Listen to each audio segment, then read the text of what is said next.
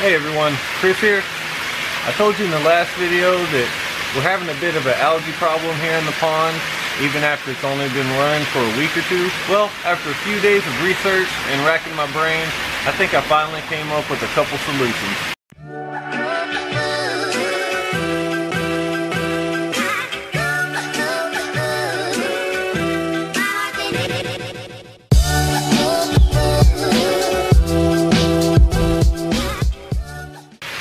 An algae bloom in a pond or a fish tank is typically caused by either too much sunlight or too much nutrients, or a combination of both really. The easiest fix, besides chemicals, which I hate using, would be just to block out sunlight and change a bunch of water to get the nutrient levels low. As you can see, we're in a greenhouse with an 8,000 gallon pond, so that's not really too much of an option for me. Although I do change water in here, but I mean, you can only do so much in this big of a system. And I also don't want to block out any of the light from my veggies or anything, so that's another reason I can't block any sunlight out from here, or I could put like a 75% shade cloth or something. But again, I'm growing veggies, so that has to stay, the sunlight has to stay available. With all that in mind, I do think I've come up with an easy and inexpensive solution, that being this houseplant right here, commonly known as devil's ivy or pothos vine. I will be doing other house and pond plants, but this one is probably the most commonly available. Plus it can be grown with ambient lighting, so you can do it in your aquarium as well as in a pond or anything. So that's why I decided to use this. This plant's great because it can be grown root submerged, but all the leaves and the rest of the plant is out of the water, able to grab the atmospheric CO2 as well as get the sunlight, the natural sunlight, and whatever ambient light you have in your house. It grows very well that way, and it sucks up a lot of nutrients. Prepping it to put in the pond or aquarium is pretty easy. First thing you'll want to do is just take it out of the pot.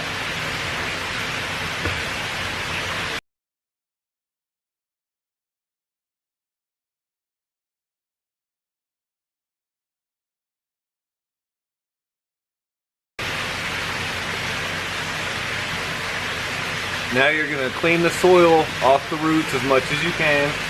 Make sure you get any white beads off.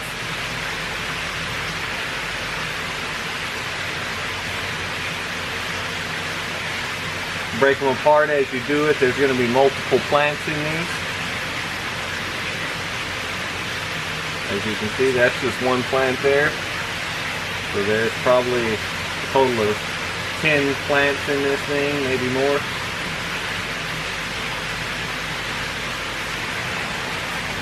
Don't mind being rough with these things. They're gonna be pretty resilient.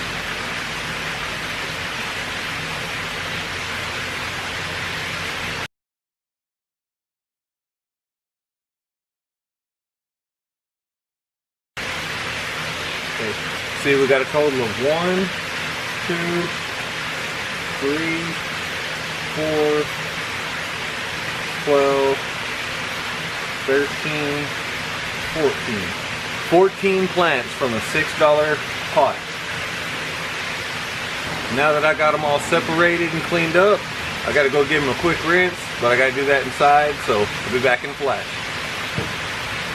You can technically just put them in like this once they've been rinsed, but what I like to do is come through here and pull off some of these longer roots, because these are made to grow in the ground, and they'll pretty much die off as they grow new roots anyway.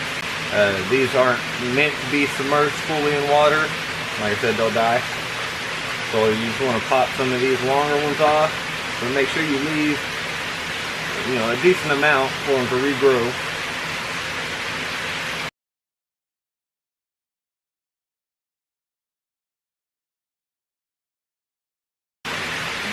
And this, like I said, it will encourage growth of the new roots, so don't worry about it trying to kill the plant or nothing. Then all you have to do is just find a place to attach them and a way to attach them. The second part of the solution are these styrofoam aquaponics rafts I built right here.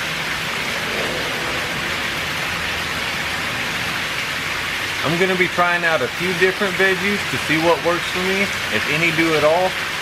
But what we have in here already are lettuce, tiger melons, tomatoes, and cucumbers. I'll do an update on those as soon as there is something to update. But let's go ahead and do a quick feeding for the fish before we get on out of here. We're feeding a high protein cichlid pellet. I also feed shrimp sometimes and tilapia as well. But this time we'll just do the pellets.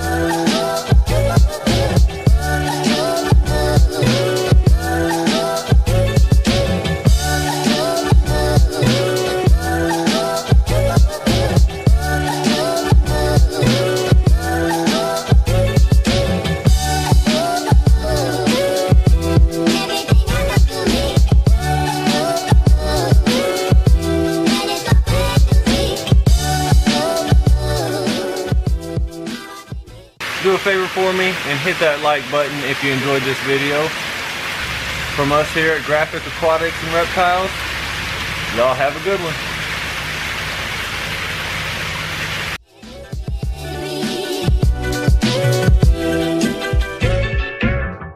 When does this happen in the movie? Now. You're looking at now, sir. Everything that happens now is happening now. What happened to then? Past that. When? Just now.